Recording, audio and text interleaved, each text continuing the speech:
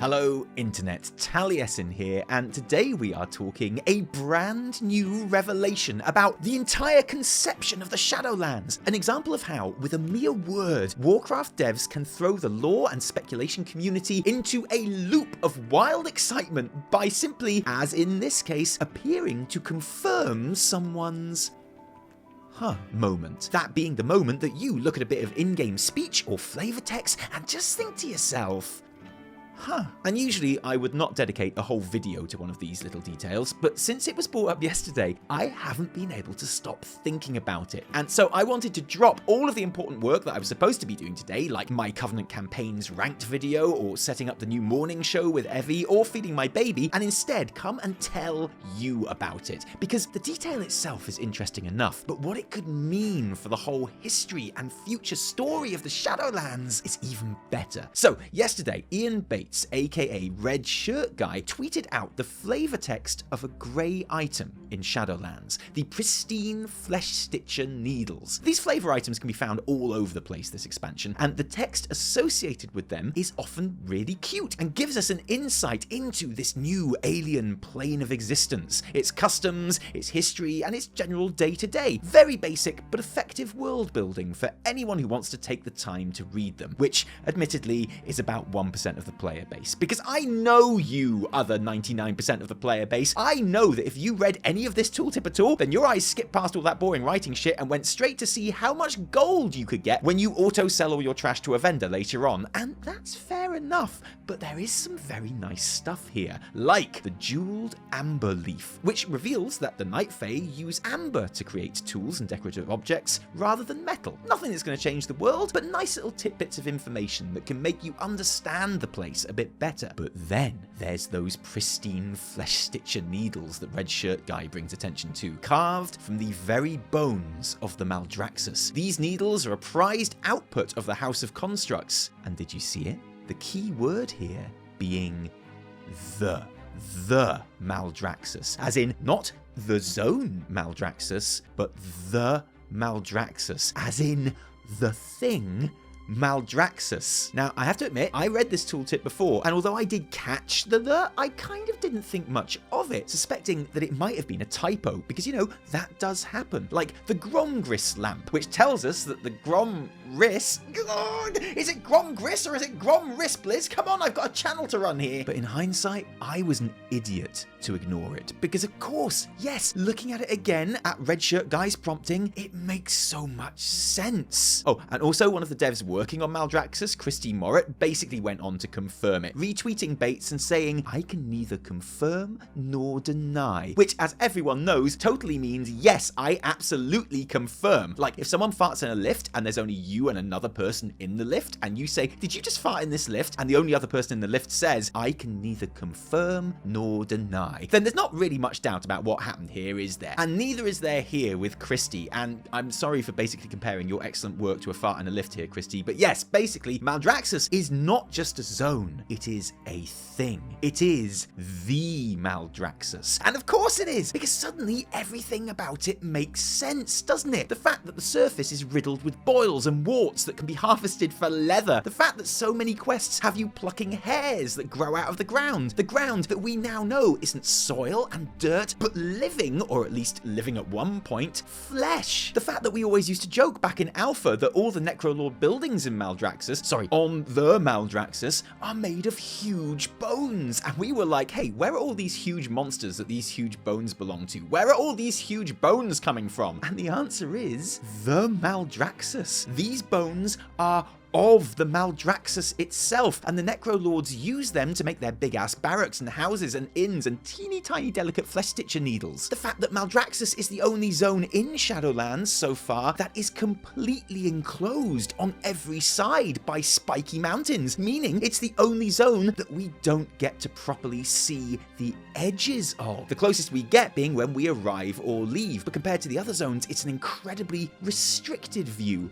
a purposely restricted view? Because the Maldraxxus is not a place, it is a thing. The flavor text and Christie's tweet seem to definitively confirm that. So now we have a few other questions to ask. Why and how do the Necrolords treat it like a zone? Is the Maldraxxus still alive? Is it the only example of a living thing being used as a zone? And what does this mean about the history and the future of Shadowlands? So, question 1. How did we get into this state, where the Maldraxxus is being used as HQ for the 5 houses of the Necrolord army, all under the command of the Primus? Well, another good question to ask at this point might be, what is the Maldraxxus exactly? Because it's clearly a big life form of some sort, isn't it? It's made of flesh and bone and has bodily functions like boils and fluids and hair growth and possibly sweat and blood in the form of slimes. Either way, whatever the Maldraxxus is now, at some point it seems reasonable to assume that it was a big,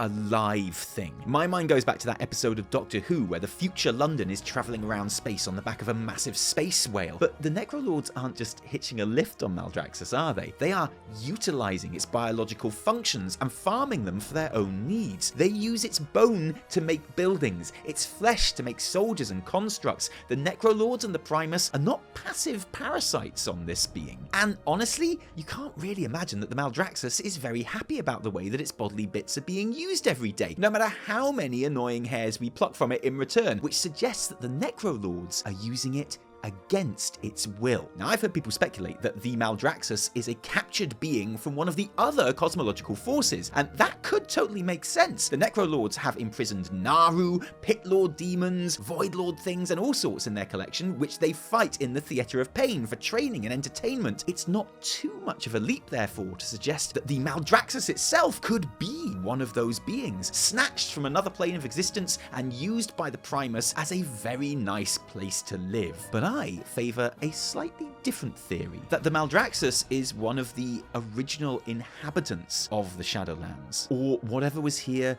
before the Shadowlands, and then the Primus and his army moved in and brought the life form under their control. Okay, so here's what we know about the formation of the Shadowlands so far. We know that somewhere along the line, the whole idea and initial creation of the Shadowlands appears to be from a bunch called the First Ones. They're the peeps that have the uber ancient waystones all over the place, and are generally implied to be the bosses and maybe creators of the Eternal Ones, who are the heads of each covenant. The Primus, the Winter Queen, the Archon, Sire Denathrius, and the Jailer are all Eternal Ones. Each Eternal One has shaped their zone and its inhabitants to fit their own purpose and role within the Shadowlands. So the original Venthyr were literally sired from Denathrius, with the express aim of being very good at atoning people and encouraging them to lose their pride, for example, before any mortal souls ever even got there. But very importantly, the evidence suggests that they didn't create the zones themselves. When Ardenweald players unlock the Mushroom Portal Network and hang out with the jolliest faced shroom of them all, Marasmius, he says there was a time when hard work was valued in these parts. Of course, then she came along and got all fancy with her trees and groves, meaning that Ardenweald and at least some of its denizens apparently existed long before the Winter Queen ever even arrived. She moved in and commandeered the zone for her own use, that of an anima grove to replenish the souls of wild gods and lower and whatnot. But what was the purpose of the zone before the Winter Queen rucked up? Was it part of the Shadowlands, or was it something else? Rather than create the Shadowlands from scratch, did the First Ones just decide that the Shadowlands needed to exist and then snatch a bunch of planets and landmasses to make it happen? It's an interesting question to ponder, and especially when you apply it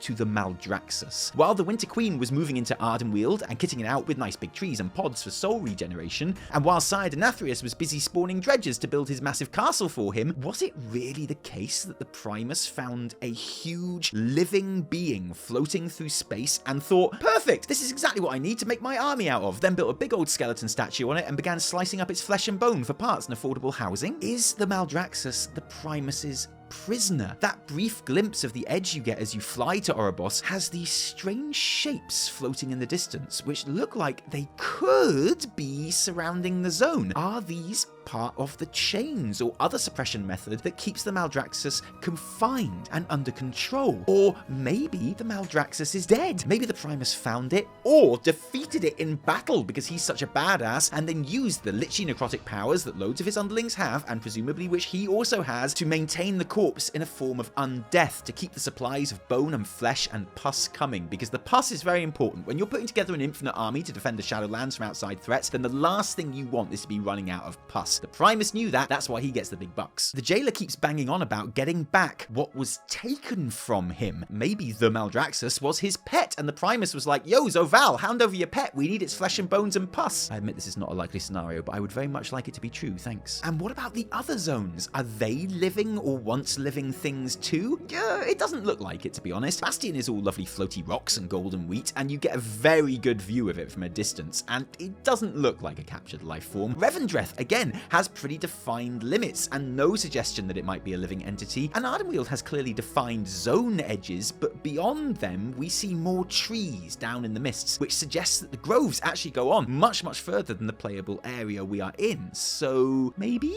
Could be? I don't know. There's certainly nothing as explicit as Maldraxxus's specifically biological feel, so it makes sense to me to assume that whatever the Maldraxxus is, it is the only one. And you know what? Maybe none of that is true. Maybe the Maldraxxus was simply formed, like mushing up all the bodies of those that he defeated in battle, and there were so many of them that they were enough to create this big fleshy zone. That's possible too. Either way, what does this mean? How important will this information be in the future? And of course, there is every likelihood that in terms of what happens in Shadowlands, it has absolutely no meaning at all. It's just a cool, weird fact about Maldraxxus that we are left to wonder about, but which has no real bearing or relevance on the story going forward. And that would be absolutely fine. But what if it did turn out to be important information? What if it's possible that the Maldraxxus wakes up, somehow becomes free of its chains, and not unreasonably decides that the jailer has some pretty good ideas when it comes to overthrowing these guys that kept it enslaved in agony for the last gabillion years? Is the Eternal One's habit of moving in on pre-existing worlds or beings and colonizing them and using them to fulfill the mission of the Shadowlands what he means when he says the machinery of death is broken, that it is built on conquest and subjugation of other planets and life forms? If that's what he wants to dismantle and instead create like an alternative, ethical, fair trade Shadowlands that only uses genuine, organically grown Covenant worlds without having to enslave any big bony, leathery pus creatures at all. Again, unlikely from some of the other things that he says, but not impossible. And that would mean, honestly, the jailer has a pretty good point, to be fair. And the whole, actually the jailer is the goodie and everyone else is the baddie thing, which many predict would be true. Oh man, I hope it's not though. Let me just fight an obviously bad baddie whose motivations might be initially sympathetic somewhere along the line, but who is nonetheless a grade A 9-carat top tier unambiguous baddie. That's what I crave. That's what I want and deserve, okay, Blizz? Whatever the truth behind the Maldraxxus, and whether or not it turns out to be important or relevant going forward, I really hope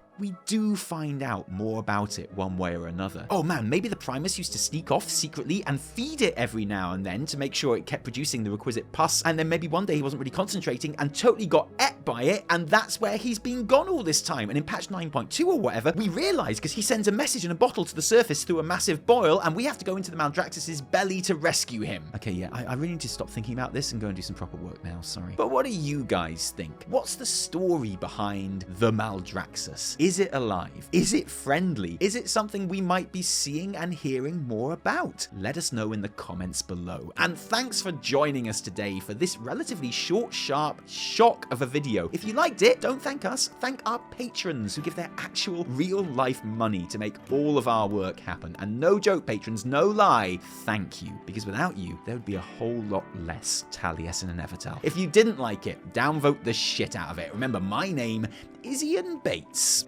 No, my name is Taliesin, from me and Evitel, and Anirin too. Until next time. Huh.